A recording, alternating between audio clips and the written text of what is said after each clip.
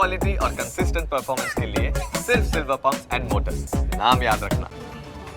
જી સંજય ભાઈ આપણી સાથે જોડાઈ ચૂક્યા છે, વાવના વરિષ્ઠ પત્રકાર છે, સાથે બીજેપીમાંથી આપણી સાથે લિપિબેન પણ જોડાઈ ચૂક્યા છે અને સાથે કોંગ્રેસમાંથી નયનાબા પણ આપણી સાથે જોડાઈ ચૂક્યા છે. આપ તમામનું સ્વાગત છે.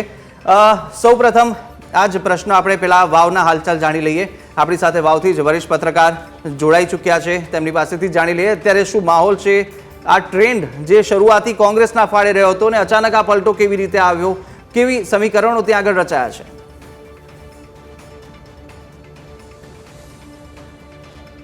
જી સંજયભાઈ.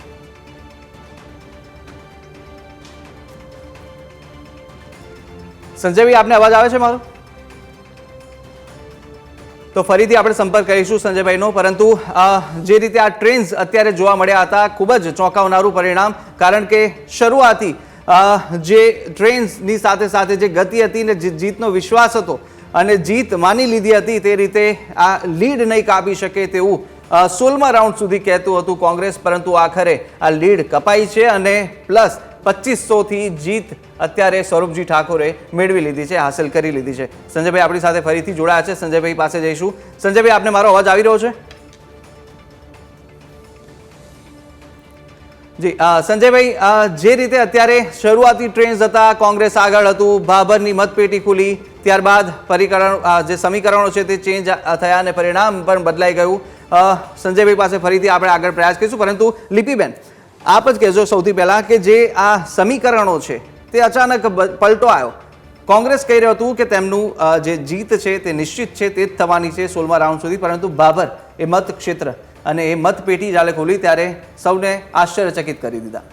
ચોક્કસથી ભાભર ભારતીય જનતા પાર્ટીનો ગઢ ગણાય છે અને આમાં કેવું છે કે ભૌગોલિક વિસ્તાર કયા રાઉન્ડમાં કયા વિસ્તારનું કઈ રીતે ગણતરી થાય છે એ પણ જોવાનું છે. કે શરૂઆતમાં જે ગણતરી થઈ કદાચ એ રાઉન્ડમાં ક્યાંક ને ક્યાંક કોંગ્રેસના મતદારો હશે, પરંતુ જેમ જેમ આગળ રાઉન્ડ જતા ગયા એમ એમ ખ્યાલ આવ્યો અને અંતે આપણને જોવા મળ્યું કે લોકોએ પોતાનો વિશ્વાસ એ મોદીજીના નેતૃત્વમાં મૂક્યો છે અને ભારતીય જનતા પાર્ટીને જ આશીર્વાદ આપ્યા છે. હવે શું છે કે લોકો જાણી ગયા છે કે જે વાયદાઓ કરે છે ને એ પૂરા કરવાની ક્ષમતા માત્ર ભારતીય જનતા પાર્ટીના નેતૃત્વમાં જ છે. બાકી બધા વાયદાઓ વાયદા જ રહી જાય છે. એ તમે કર્ણાટકમાં જોઈ લો, જે વાયદા કરેલા હતા, જે રાહુલ ગાંધી દિલ્હીમાં ખેડૂતોના હિતની વાત કરે છે, જ્યારે કર્ણાટકમાં ખેડૂતોની જમીન એ વકફ બોર્ડને આપે છે. જે પણ બહેનોને પૈસા આપવાની, વીજળી મફત આપવાની કે બસની મુસાફરીના જે બધા વાયદા હતા ને વાયદા રહી ગયા. તમે હિમાચલ પ્રદેશમાં જોઈ લો તો કેટલું બધું દેવું થઈ ગયું છે, વીજળીના પૈસા આપવાના, બિલો આપવાના બાકી છે, મોંઘવારી જોઈ લો તો કેટલા આસમાને પહોંચી ગઈ છે. તો આ બધા જે મુદ્દા એ જે દેશમાં ઉઠાવે છે, પોતાની સત્તાના જે રાજ્યો છે ત્યાં કોઈ પણ પ્રકારના વાયદા પૂરા નથી કરી શકતા ને લોકો હવે જાણી ગયા છે.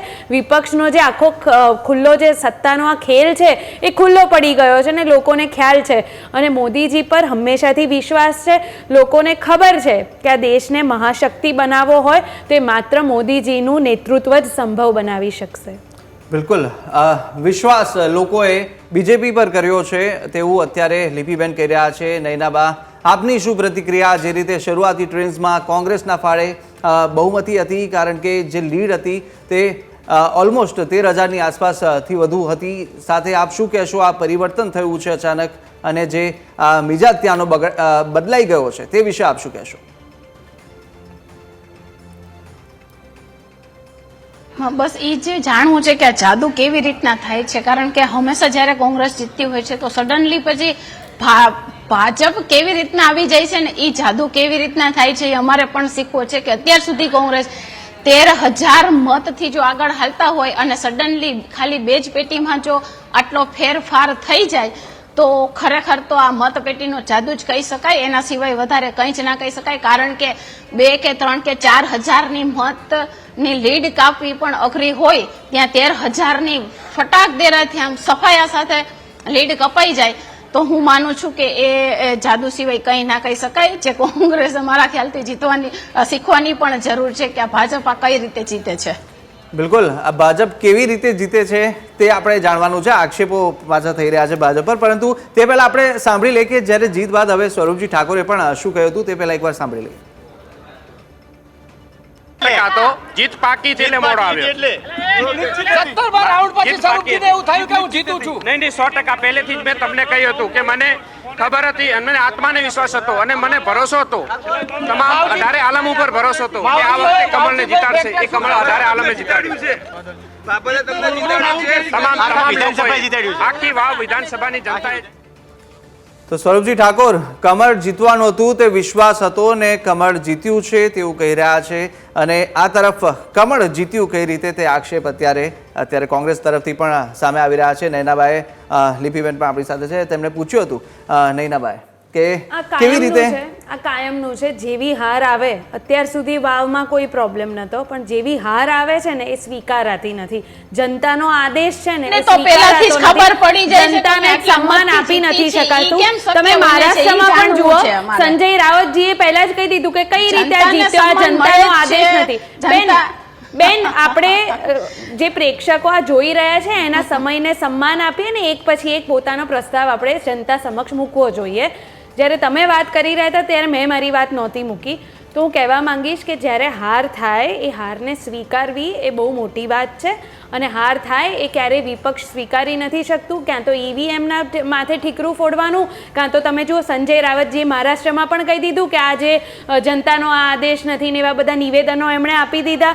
તમે કેમ વાયનાડમાં કોઈ પ્રોબ્લેમ નથી, કારણ કે તમે આગળ છો, તમે જીતી રહ્યા હોય તો કોઈ પ્રોબ્લેમ નથી, પણ જ્યાં તમે હારી રહ્યા છો તો એ બધું ઠીકરું કોના માટે? તો ચૂંટણી પ્રક્રિયા ઉપર ફોડવાનું. આ એક પ્રકારની જે માનસિકતા છે ને એ જ વાત છે.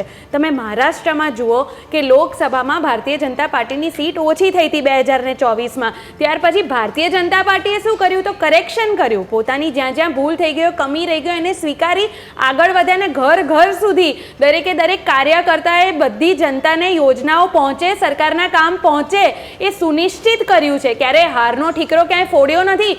હાર ક્યાંય કંઈ ઓછું રહી ગયું, ઉણપ રહી ગયું, એને સ્વીકારી, એને કરેક્શન કરી અને કઈ રીતે જનતાની વધુ સેવા કરી શકીએ ને એ જ દિશામાં હંમેશા પોતાનું ફોકસ રાખ્યું છે. ને એ જ કારણ છે કે કેમ વારંવાર ભારતીય જનતા પાર્ટીને જ આશીર્વાદ જનતા આપે છે કે હાર એ સ્વીકારવી એના માટે બહુ મોટું નેતૃત્વ જોઈએ, ને તમારું નેતૃત્વ તો હમણાં ક્યાંક ખોવાઈ જ જશે.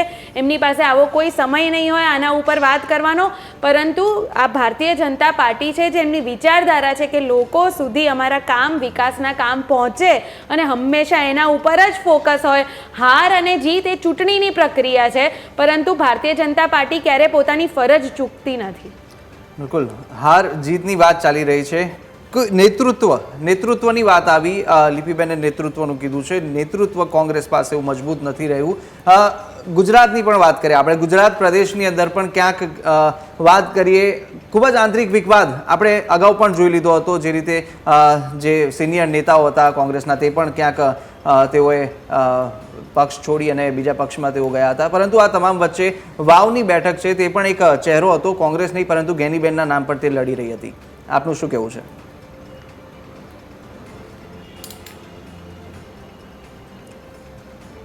નયનાભાઈ.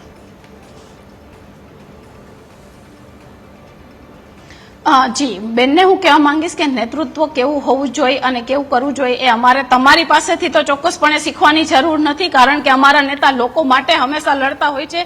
જ્યારે તમારા નેતાઓ અંદર પક્ષ માટે અંદર વિખવાદ કરતા હોય છે, એટલે આ વસ્તુ અમારે તમારી પાસેથી તો ક્યારે પણ શીખવાની જરૂર નથી. અને રહી વાત લોકો માટે, તો લોકો માટે અમે હંમેશા અવાજ ઉઠાવતા જ હોઈએ છીએ. એટલે તો તમે સંસદમાંથી રાહુલ ગાંધીજીને હટાવ્યા હતા કે સાચા પ્રશ્નો ઉપાડતા હતા. અને જીતની વાત કરું તો હમણાં મેં કહ્યું કે જે વ્યક્તિ 13,000 મતથી આગળ હાલતો હોય અને સડનલી છેલ્લા 2 રાઉન્ડમાં જ પલટો થાય, તો એ મારા માટે મેં હમણાં તમને કહ્યું કે જાદુ જ કહેવાય. તો આ જાદુ કેવી રીતના થાય છે અમારે પણ શીખવું છે, કારણ કે તમે લોકો માટે કેટલા કામ કરો છો, કેવા કામ કરો છો, એ લોકો ગળા ફાડીને લોકો તમારી ઉપર વરસાવી રહ્યા છે. તમે ક્યાંય વિસ્તારમાં કામ નથી કરતા, લોકોના કોઈ પણ પ્રશ્નોને ધ્યાન નથી દેતા. પછી એ કોર્પોરેટર હોય તોય શું, ધારાસભ્ય હોય તોય શું, અને સંસદ હોય તો પણ શું, લોકો માટે તમે કામના નામે મીંડું કર્યું છે. એ રહી અને જીત અને હારની વાત, તો તમે કેમ જીતો છો એ અમારે આ નેશનલ ચેનલ ઉપર તમને કહેવાની જરૂર નથી. તમે કઈ રીતે જીતો છો એ તમને ખબર જ છે કે તમે કઈ રીતે જીતો છો, કારણ કે ભ્રષ્ટાચાર દિવસે ને દિવસે વધી રહ્યો છે. એનું કારણ તમને પણ ખબર છે કે એ ફંડ અમે ક્યાં નાખી છે. બિલકુલ, કઈ રીતે જીતો છો લિપિબેન?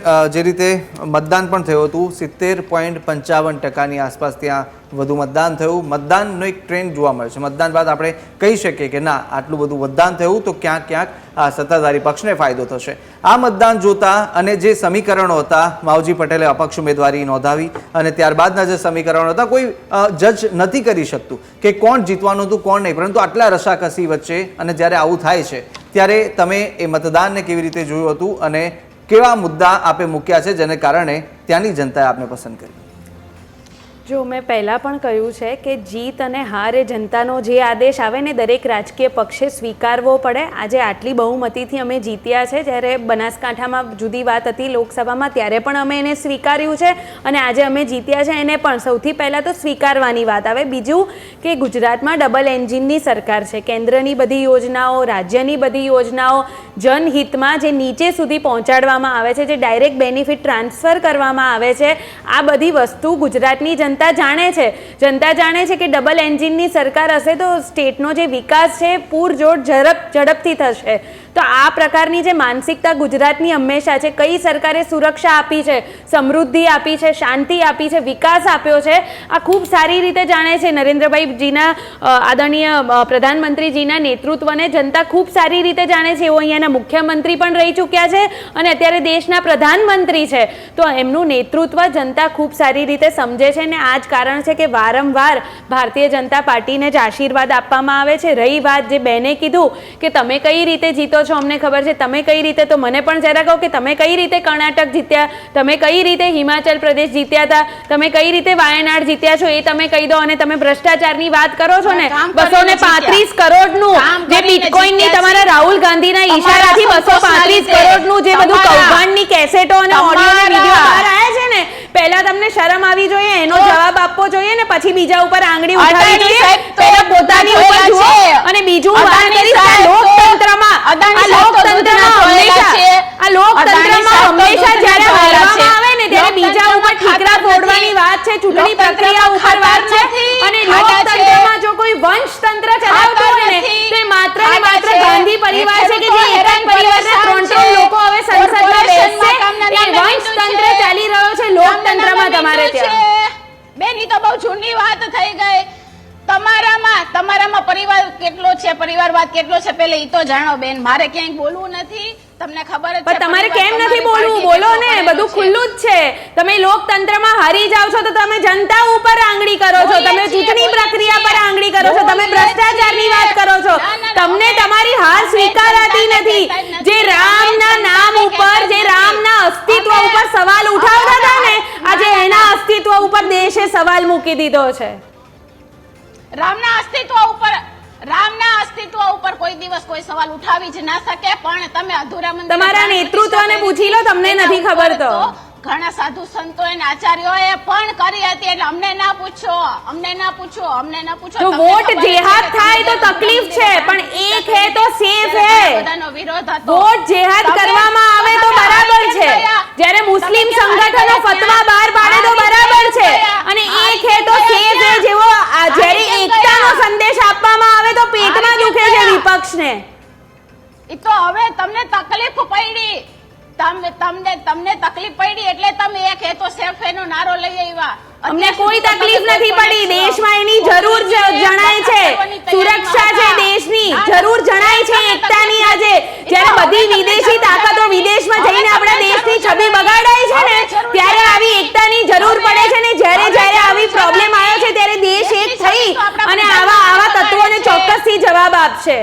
અરે હવે તમને જરૂર પડી એટલે તમે ભ્રષ્ટાચારની સીમા ઓળંગી ગયા છો, એટલે હવે તમને જરૂર પડી કે નાના લોકો. બેન, તમારા નેતાઓનો ઓડિયો વિડિયો સાંભળો. મહારાષ્ટ્રમાં કેટલા કરોડના કૌભાંડ બિટકોઇનથી કર્યા છે, પછી તમે બીજાની વાત કરો. આ 2G ના સ્કેમ, કોયલા સ્કેમ બધું તમે ભૂલી ગયા છો. ભ્રષ્ટાચાર કયા પરિવારે કર્યો છે આખા દેશના નાના બાળકો જાણે છે. સાબિત થયા જ નથી બેન, સાબિત થયા જ નથી. અરે બેલ ઉપર મા દીકરો બહાર છે, તમે શું વાત કરો છો? સાબિત કરી દો. આપણે આગળ પણ વાત કરીશું. આ વાવની વાત હતી બેન. તમારી સામે એટલી રાડું પાડતા હોય છે, લોકોના સવાલ ઉઠાવતા હોય છે.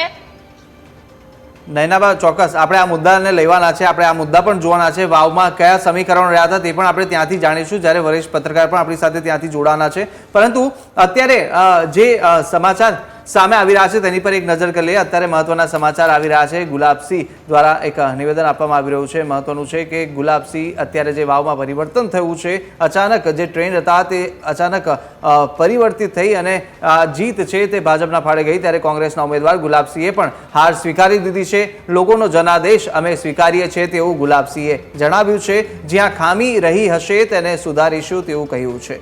મત આપ્યા એમનો અને મત ન આપ્યા એમનો પણ આભાર તેઓએ માન્યો છે. તો ગુલાબસિંહની અત્યારે પ્રતિક્રિયા સામે આવી છે કે જ્યારે ગુલાબસિંહની હાર થઈને ત્યારબાદ તેઓએ પ્રતિક્રિયા આપતા કહ્યું છે જ્યાં પણ જે ખામી રહી હશે તેને અમે સુધારવાના પ્રયત્ન કરીશું. જેમણે મત આપ્યા અને મત ના આપ્યા તેમનો પણ આભાર માન્યો છે. મહત્વનું છે કે જે ટ્રેન્ડ શરૂઆતી હતા, જે જોવા મળ્યા હતા અને ત્યારબાદના જે ટ્રેન્ડ બદલાયા ત્યારબાદ હવે જ્યારે કોંગ્રેસના ઉમેદવારની હાર થઈ છે તેઓએ હાર સ્વીકારી. તેઓએ શું કહ્યું તે પણ આપણે સાંભળી લઈએ. ચૂંટણીના પરિણામમાં ફેર પડ્યો છે. લોકોનો જનાદેશ અમે સ્વીકારીએ છીએ. જ્યાં મારી ખામીઓ રહી છે અમે એને દૂર કરવાનો પ્રયત્ન કરીશું. ને બધે મહેનત કરી, ઘણા બધા વોટ મળ્યા છે. લગભગ 87-88 જેટલા વોટ અમને મળ્યા છે. એટલે લોકોનો હું આભાર માનું છું, જેને મદદ કરી છે. જેને નથી કરી એનો પણ આભાર માનું છું, કેમ કે અમારો પ્રયત્ન રહેશે કે આવનારા સમયમાં જે લોકો મદદ નથી કરી શક્યા તો એ તૂટીઓ દૂર કરીને ફરીથી અમે લોકો વચ્ચે જઈશું. તો ગુલાબસિંહ કે જેઓએ પોતાની હાર સ્વીકારી છે અને તમામનો પણ આભાર વ્યક્ત કર્યો હતો. જ્યાં ખામી રહી છે ત્યાં તેની પર ચર્ચા કરશે, બેઠક કરશે અને વિચારણા કરવામાં આવશે, સુધારવામાં આવશે તમામ ખામીઓ, તેવું પણ તેઓએ જણાવ્યું છે. આગળ ચર્ચાને આગળ વધારવાની છે, પરંતુ આ રોકીશું નાનકડા વિરામ માટે. આપ જોતા રહો ન્યૂઝ કેપિટલ.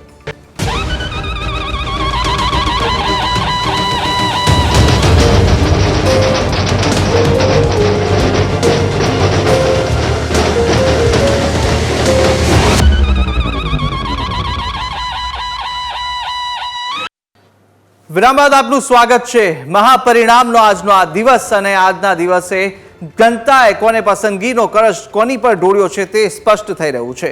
આ તરફ વાવની વાત કરીએ. વાવ વિધાનસભાની અંદર જ્યાં ભાજપના ઉમેદવાર સ્વરૂપજીની જીત થઈ છે તો કોંગ્રેસના ઉમેદવારની ગુલાબસિંહની હાર થઈ છે. ગુલાબસિંહ નું ગુલાબ છે તે અત્યારે મુરઝાતું જોવા મળ્યું. અહીંયા કમલ ખીલી ઉઠ્યું છે. જે પરિવર્તન થયું તે ટ્રેન્ડ્સની અંદર જે રીતે શરૂઆતી જે મતગણના થઈ હતી, મતગણતરીની અંદર મતગણતરી બાદ જે ટ્રેન્ડ્સ આપણે જોયો હતો 13,000ની લીડ હતી અને 13,000ની આસપાસથી લીડથી અચાનક સતત બીજેપીએ જીત મેળવી છે, લીડ કાપી છે અને પ્લસ 2500થી તેઓએ જીત હાંસલ કરી. જ્ઞાનીબેનના ગઢની અંદર બીજેપીનું સ્વરૂપ જોવા મળી રહ્યું છે. આપ જોઈ રહ્યા છો જે આ ગ્રાફિક્સના માધ્યમથી કે જ્યાં બીજેપીના ઉમેદવાર કે જે જીતી ગયા છે, જે ટ્રેન શરૂઆતની અંદર પાછળ ચાલી રહ્યા હતા પરંતુ ક્યાં ક્યાં કે લીડ કાપી બાબર મત ક્ષેત્રની જે ઈવીએમ ખુલ્યું છે ને ત્યારબાદના જે મત સામે આવ્યા તે મતનો સમગ્ર જે કળશ છે તે તેમની પર ઢોળાયું છે. તો આ તરફ મહાપરિણામનો આજનો આ દિવસ છે. આપણે વાત કરીશું મહારાષ્ટ્રની પણ અને સાથે સાથે ઝારખંડની પણ, પરંતુ અત્યારે સમગ્ર રાજ્યની નજર અત્યારે વાવની બેઠક પર છે. વાવની બેઠક પરથી અત્યારે જે સામે આવી રહ્યું છે એ છે કે જ્યાં વાવ બેઠક પર અત્યારે જે પરિવર્તિત થઈ ચૂક્યું છે અને પરિવર્તન બાદ અત્યારે જે બીજેપીના સ્વરૂપજીની જીત થઈ છે તે પણ એક ચોંકાવનારા પરિણામ સામે આવતા જ હવે સમગ્ર ટ્રેન્ડ છે તે ચેન્જ થઈ ગયો છે. આ તરફ સાંભળી લઈએ કે સ્વરૂપજી ઠાકોરે શું કહ્યું હતું. તો જીત પાકી છે એટલે મોડો આવ્યો. 17 રાઉન્ડ પછી સ્વરૂપજીને એવું થયું કે હું જીતું છું. નહીં 100% પહેલેથી જ મેં તમને કહ્યું હતું કે મને ખબર હતી અને મને આત્માને વિશ્વાસ હતો અને મને ભરોસો હતો, તમામ 18 આલમ ઉપર ભરોસો હતો કે આ વખતે કમળને જીતાડશે. એ કમળ 18 આલમે જીતાડ્યું છે. આખી વાવ વિધાનસભાની જનતાએ જીત આપી છે. ચૂંટણીના પરિણામમાં ફેર પડ્યો છે. લોકોનો જનાદેશ અમે સ્વીકારીએ છીએ. જ્યાં મારી ખામીઓ રહી છે અમે એને દૂર કરવાનો પ્રયત્ન કરીશું. ને બધે મહેનત કરી, ઘણા બધા વોટ મળ્યા છે. લગભગ 87-88 જેટલા વોટ અમને મળ્યા છે. એટલે લોકોનો હું આભાર માનું છું, જેને મદદ કરી છે. જેને નથી કરી એનો પણ આભાર માનું છું, કેમ કે અમારો પ્રયત્ન રહેશે કે આવનારા સમયમાં જે લોકો મદદ નથી કરી શક્યા તો એ તૂટીઓ દૂર કરીને ફરીથી અમે લોકો વચ્ચે જઈશું. તો સાંભળીએ આપણે બંને ઉમેદવારો કે જે રીતે સ્વરૂપજી ઠાકોરે કહ્યું છે અને લોકોનો પણ આભાર વ્યક્ત કર્યો હતો અને જીત બદલ તેઓને શુભેચ્છાઓ અત્યારે પાઠવવામાં આવી રહી છે। આ તરફ ગુલાબસિંહે પણ પોતાની પ્રતિક્રિયા આપી દીધી છે। જ્યાં જ્યાં ખામી રહી હશે ત્યાં આગળ તેઓ ચોક્કસ આના પર અભ્યાસ કરશે અને આગળ કામ કરશે। આ તમામ વચ્ચે અત્યારે આપણી સાથે લિપિબેન પણ જોડાયેલા છે। લિપિબેન, જે રીતે કહ્યું છે હાર કોંગ્રેસના ઉમેદવારે સ્વીકારી લીધી છે, પરંતુ આ હાર એક ખૂબ જ મહત્વપૂર્ણ જીત ભાજપની એટલે માનવામાં આવશે કારણ કે ભાજપ છે તેમણે ખૂબ જ જે જોર છે તે આ બેઠક પર લગાવ્યું હતું કારણ કે આ બેઠકને પાછી લાવવા માટે અને સાથે સાથે આની અંદર આપણે વાત કરીએ તો શંકરભાઈ ચૌધરીનો પણ ખૂબ જ મોટો અત્યારે રોલ હતો કારણ કે તેમના ખભા પર જ સમગ્ર મત ક્ષેત્રનો કારભાર સંભાળવામાં આવ્યો હતો। ચોક્કસથી ભારતીય જનતા પાર્ટીમાં તમે જોશો ચૂંટણી ક્યાંય પણ હોય, કોઈ પણ બેઠક હોય દેશમાં, કોઈ પણ રાજ્યમાં, તો સાંસદ હોય, ધારાસભ્ય હોય, મિનિસ્ટરો હોય, કાર્યકર્તા હોય, દરેકે દરેક પાર્ટીની જેટલી પણ તાકાત છે ને એ મજબૂતાઈથી ત્યાં ઉતરે છે અને પ્રયત્ન કરે છે કે જનતા સુધી સરકારના કરેલા કામ લઈને જાય, સરકારી યોજનાઓની વાત લઈને જાય અને પોતાની વાત દરેકે દરેક ઘર સુધી પહોંચે। તો આજે પાર્ટીમાં ધારાસભ્ય હોય, સાંસદ સભ્ય હોય કે મિનિસ્ટર હોય, દરેક પહેલાં પાર્ટીના કાર્યકર્તા છે।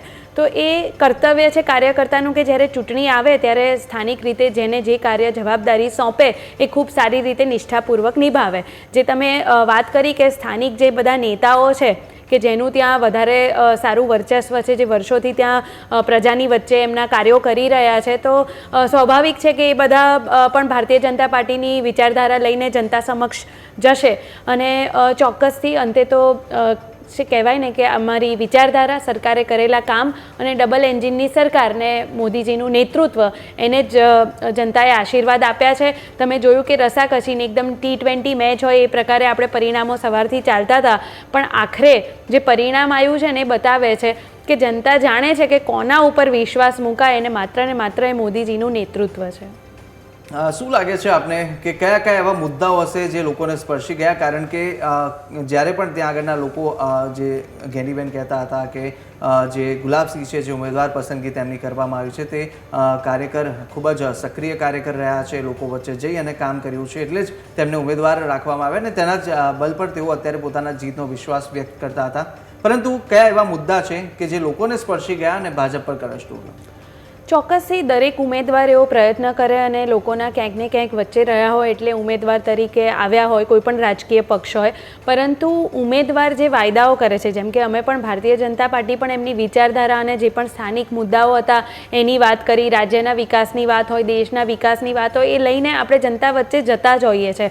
પણ ફરી એકવાર કહીશ કે જનતા એવું જ વિચારે છે કે વાયદાઓ તો ચૂંટણીમાં રાજકીય પક્ષના નેતાઓ કરે છે, પરંતુ સાચા અર્થમાં એ વાયદાઓ પૂરા કોણ કરે છે, એ પૂર્ણ કઈ નેતૃત્વએ કર્યું છે? તો એ માત્ર ને માત્ર મોદીજીનું નેતૃત્વ છે ને આખા દેશમાં આપણે 10 વર્ષમાં જોયું છે કે પહેલાં જે હતું કે 1 રૂપિયો નાખે, રાજીવ ગાંધીજીએ કહ્યું હતું ને 15 પૈસા પહોંચતા હતા, એ અત્યારે તમે જુઓ તો મોદીજીના નેતૃત્વમાં ડાયરેક્ટ બેનિફિટ ટ્રાન્સફર, જે સીધો યોજનાનો લાભ મળે છે। તો આ બધા મુદ્દા જ છે જે છેલ્લા કહેવાય ને અંત્યોદયનો વિકાસ, જે ગામડાના નાનામાં નાના એક કુટુંબ સુધી જો વિકાસ અને યોજનાઓને એનો લાભ પહોંચ્યો હોય તો એ માત્ર ને માત્ર આજે પ્રામાણિક નેતૃત્વ છે એના કારણે, અને એટલે જ લોકોને મોદીજીના નેતૃત્વ પર વિશ્વાસ છે। અને અંતે આ જ વાત આવે છે કે વાયદાઓ અને વાત અને વિચાર બધા મૂકે છે, પરંતુ પૂરા કોણ કરે છે? તો જનતા એને જ આશીર્વાદ આપે છે। એ આપણે મહારાષ્ટ્રમાં પણ જોઈએ છે, બીજી પણ બધી જગ્યા પર જોઈએ છે, આખા દેશમાં તમે જોઈ લો, હરિયાણામાં જે બધા એક્ઝિટ પોલ ખોટા પડી ગયા, કેમ? કારણ કે લોકોને સમજાયું છે, ક્યાંક ને ક્યાંક કદાચ પહેલાં ભૂલ પણ કરી હોય કે બીજા કોઈને પણ ચૂંટ્યા હોય, પણ હવે પછી સમજાય છે પોતાની ભૂલ। તમે જોશો ને તો કોંગ્રેસ જે પણ રાજ્યમાં ચૂંટાઈને આવે ને તો 5 જ વર્ષમાં એન્ટી ઇન્કમ્બન્સી દેખાઈ જશે તમને, જ્યારે ભારતીય જનતા પાર્ટીનો લાંબુ નેતૃત્વ તમને દરેક રાજ્યમાં દેખાશે, 10 વર્ષ, 15 વર્ષ, 20 વર્ષ, 25 વર્ષ, અને તો પણ પ્રો ઇન્કમ્બન્સી રહેશે। શેના માટે? કારણ કે લોકોને જે જોઈએ છે, લોકોના હિતમાં છે, એમાં ક્યારેય કોઈ ચૂક થતી નથી, અને આ જ કારણ છે કે ફરીને ફરી જનતા એ અમારા પર જ વિશ્વાસ મૂકે છે। બિલકુલ, વિકાસ અને વિકાસ પર વિશ્વાસ મૂકવાની વાત છે તે અત્યારે લિપિબેન કરી રહ્યા છે, પરંતુ નયનાબા પણ આપણી સાથે જોડાયા છે। નયનાબા, જે રીતે સમગ્ર આપ આ જે સમીકરણો કઈ રીતના બેસી રહ્યા છે, કઈ રીતે આ હાર થઈને કયા કયા કારણો, કયા પરિબળો જવાબદાર આની પાછળ હોઈ શકે છે, તે વિશે પણ આપ થોડું જણાવશો? હોઈ શકે બેને જેમ કીધું કે ભાઈ હાર સ્વીકારવી જોઈએ એવું નથી.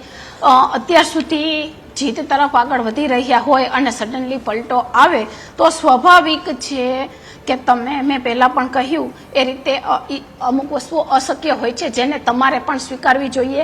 અને મને એવું લાગે છે કે જો કદાચ વાત નેતૃત્વની હોય અથવા તો ત્યાં કામગીરીની હોય તો કોંગ્રેસનો દરેક કાર્યકર્તા હંમેશા લોકોની વચ્ચે રહીને લોકોના કામ કરતો જ હોય છે.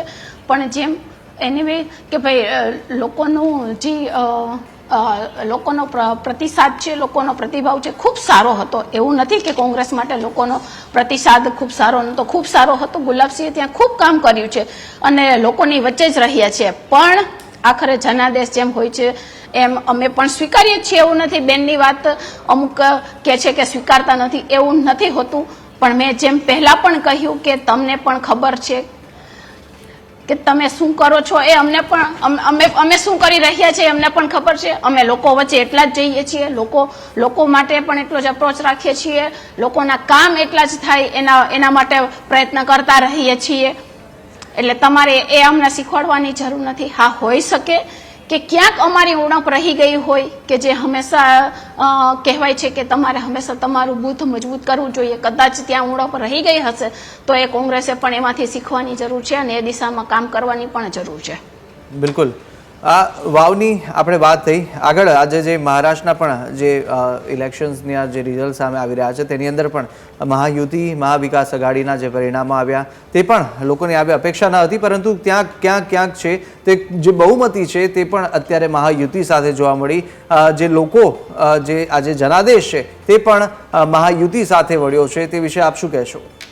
પ્રચંડ બહુમતી છે મહારાષ્ટ્રમાં. એક પ્રકારનું ઐતિહાસિક જીત કહેવાય અને ભારતીય જનતા પાર્ટી પાસે સૌથી વધુ સીટો છે અત્યારે.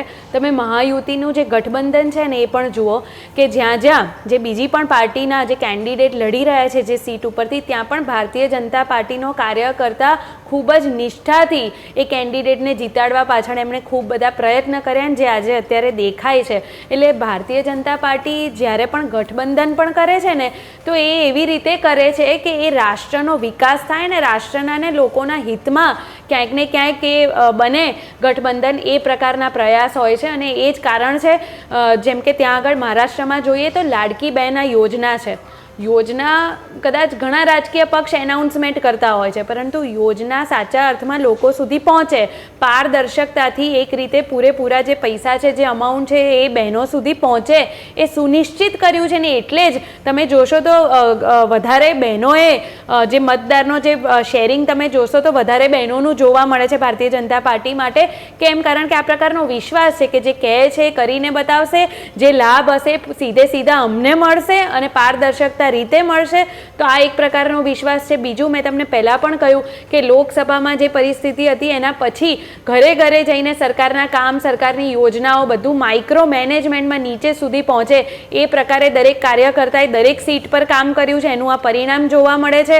અને લોકો પણ જાણે છે ક્યાંક ને ક્યાંક પહેલાં કોઈ પણ કારણસર કોઈ બીજા પાર્ટી કે કોઈ બીજા કેન્ડિડેટને એમણે પહેલાં જ્યારે મત આપ્યો હોય, હવે જાણે છે આ બધી પાર્ટીઓ એ સત્તાની બેઝ રાજનીતિ કરે છે, તુષ્ટિકરણની રાજનીતિ કરે છે, જાતિ અને ધર્મને આધારે રાજનીતિ કરે છે. એ જનતા ક્યાંક ને ક્યાંક જાણે છે. હરિયાણા હોય કે પછી તમે જોશો ને તો આખું જે પલટવાર જે તમને સ્પષ્ટ એ જોવા મળે છે ને એનું કારણ આ જ છે કે લોકો હવે જાણી ગયા છે કે આપણું હિત શેમાં છે, રાજ્યનું હિત શેમાં છે, દેશનો વિકાસ ક્યાં રહેલો છે. અને એ જ કારણ છે કે મહારાષ્ટ્રમાં તમને ફક્ત જીત નહીં પરંતુ પ્રચંડ બહુમતી જોવા મળે છે. અને આ પ્રકારનું એક ઐતિહાસિક સ્પષ્ટ જે સંદેશ જનતાએ આપ્યો છે મહારાષ્ટ્રમાં જોવા મળે છે. અને એનું કારણ આ જ છે, મેં પહેલાં પણ કહ્યું કે લોકો સુધી એ કામ પહોંચે. એનાઉન્સમેન્ટો ઘણી બધી પાર્ટીઓ કરે છે, ઘણા બધા રાજકીય પક્ષ કરે છે. બહેન કહે છે કે અમને તમારી પાસેથી શીખવું નથી, અમારે શીખવાડવું પણ નથી. પણ શીખવાવાળું વ્યક્તિ હોય ને, શીખવાવાળું નેતૃત્વ એ કોઈ પણ નાનામાં નાના વ્યક્તિથી પણ પોતાની ભૂલ શીખી લે. જ્યારે રાહુલ ગાંધીને જોઈએ તો વારંવાર કેટલી વાર કંઈક આજે ટ્વીટ આવ્યું છે 89મી વાર હારે છે ને એ બધું. એટલે કેટલી વખત હાર્યા પછી પણ એ શીખી નથી શકતા કે લોકોને શું જોઈએ છે, લોકોની તકલીફો શું છે, એમના પ્રશ્ન શું છે. કેમ? કારણ કે એમનું લક્ષ્ય એ દૂર કરવાનું નથી, એમનું લક્ષ્ય માત્ર ને માત્ર સત્તા છે, જે ક્યારેય જનતા નહીં સ્વીકારે. જનતા એને જ સ્વીકારશે જે જનહિતને પહેલાં મૂકે, જે દેશ હિતને પહેલાં મૂકે અને દેશને આગળ લઈ જવા, મહાશક્તિ બનાવવા માટે સતત જે કાર્યરત રહેશે એ જ નેતૃત્વને જનતા આશીર્વાદ આપશે. ને આ જ કારણ છે કે મોદીજીના નેતૃત્વને વારંવાર પ્રચંડ બહુમતીથી આશીર્વાદ મળે છે. બિલકુલ, જે રીતે નયનાબા કીધું છે લિપિબેને કે જે અમારી રણનીતિ હોય છે અને જે કાર્યકર્તા અમારા બૂથ લેવલ પર જઈને જે પ્લાનિંગ કરે છે, જે આયોજન કરે છે અને તેને જ લઈને ક્યાંક ભાજપને ફાયદો થાય છે. શું કોંગ્રેસમાં એવું નથી થતું? કોંગ્રેસની અંદર કાર્યકર્તાઓ નિષ્ક્રિય છે?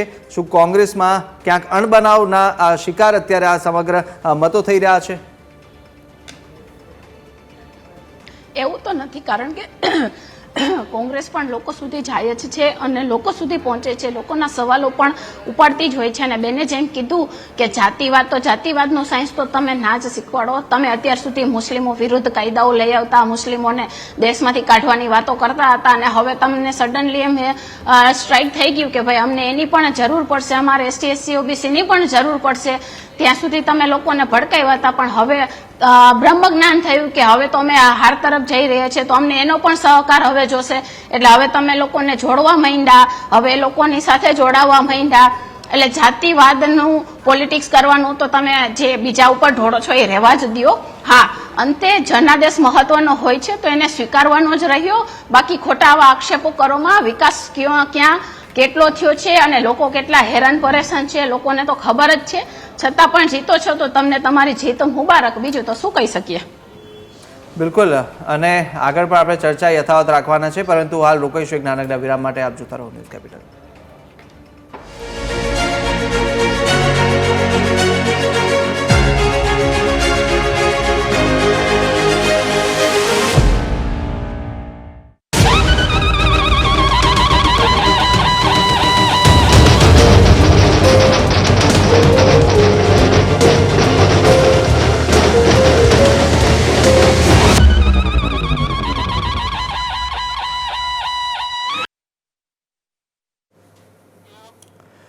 નમસ્કાર, વિરામ બાદ આપનું સ્વાગત છે. તો અત્યારે જે રીતે મહાપરિણામ આવી રહ્યા છે અને જે દ્રશ્યો અત્યારે સામે આવી રહ્યા છે, અત્યારે પાટીલ સાહેબે જે 162 ની લીડ હતી તે પૂરી કરી છે. સ્વરૂપજીએ તો શું કહેશો? પાટીલ સાહેબની જે 162 ની લીડ હતી જે સ્વરૂપજી પૂરી કરી છે, શું કહેશો? નહીં, 162 ની લીડ તો પૂરી થઈ જ છે અને થવાની જ હતી. એટલે ખૂબ જ આભાર ભારતીય જનતા પાર્ટીનો અને લોકોનો. ચોક્કસપણે આપણી સાથે જે રીતે હતા અત્યારે જે લવિંગજી ઠાકોર હતા ને સીધે જ અત્યારે શું ભાઈ સ્વરૂપજી છે, સ્વરૂપજી સાથે લવિંગજી ઠાકોર, લવિંગજી શું કહેશો આપણે આ જીતને લઈને?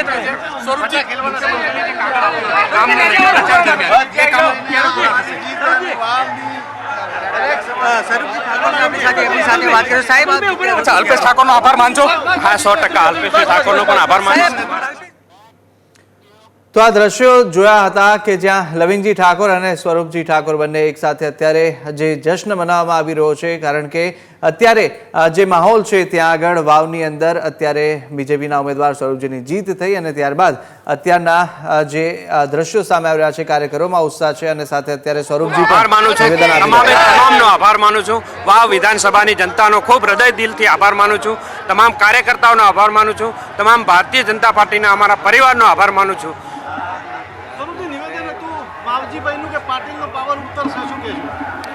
હવે એ એમનું વ્યક્તિગત નિવેદન છે અને એમનો પાવર અત્યારે દેખાઈ ગયો, ઉતરી ગયો છે. અને 18 આલમના આશીર્વાદ સમીકરણો કામ કરી ગયા છે. હવે વાવનો વિકાસ કઈ દિશામાં?